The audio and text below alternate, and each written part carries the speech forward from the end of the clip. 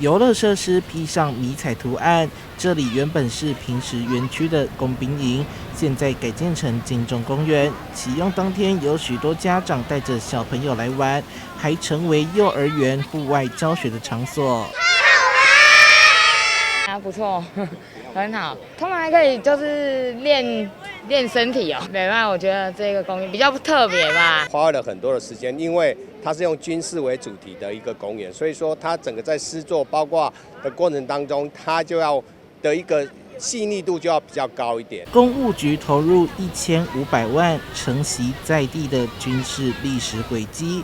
除了建构500障碍挑战，还有多功能工兵堡垒、军事涵洞、工兵沙坑游戏区，让小朋友在游戏挑战当中探索五感，因地制宜能够建构一个适合亲子共游共融的一个游戏的场地。所以大家等一下去看一看就知道，我们的特色公园真的是一定会造成轰动。市长黄伟哲表示，特色公园对面就是购物中心，将来小孩陪大人购物，大人陪小孩来公园玩，相信不管平假日都会吸引很多游客来访，成为台南的新景点。